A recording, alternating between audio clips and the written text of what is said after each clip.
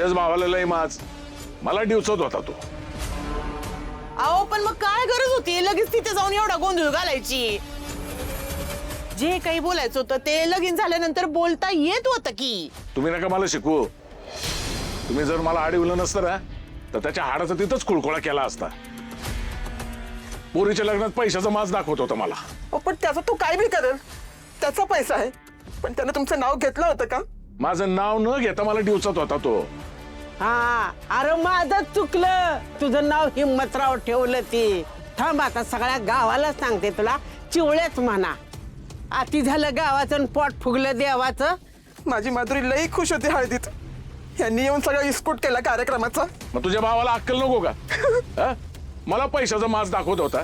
अरे देशमुखांचं घर म्हणजे काय गंमत वाटते होय याला? 4 चौघात मला कमीपणात येत होता तो. अरे एक काळ असा होता गावातली माणसं आपल्या घरामध्ये कामाला असायची. बायकांच्या अंगावर 20 तोळ सोनं असायचं. चांदीच्या ताटात जेवायची माणसं. आणि जमीन जिकडं बघावं तिकडं जी शेती ती देशमुखांची. आणि यो बेन मला माज दाखवतोय. हो तर आलाय मोठा बाप जायचा मोठेपणा. आता उरलंय का काय त्या जागीरदारीतलं? सगळं नुसतं बायकांच्या पायात घालवलंय. आणि आता दिवाळी आहे ना, ह्या घरातली कवाच संपली. आता उरलंय तो शिमगा.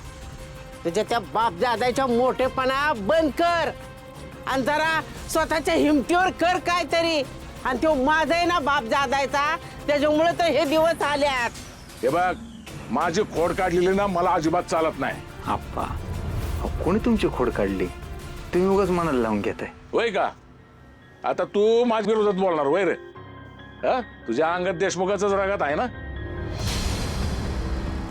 आणि यो एक बिनकामाचा टवाळ नुसतंच पोलिसात आहे.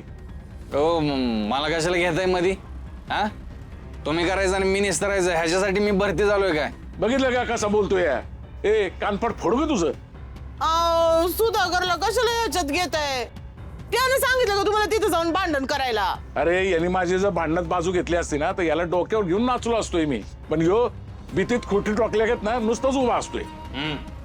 फुलताईच्या भावाचा राग तुम्ही माझ्या सुधावर काढू नका बरं का, आधीच सांगते. हिचा भाव हिच्यासारखाच बिनडोक मला काय म्हणतो पोरीच्या लग्नात हेलिकॉप्टर उतरवतो. आता दाखव म्हणा माच. अहो एवढाच रागानं माझ्या भावावरती.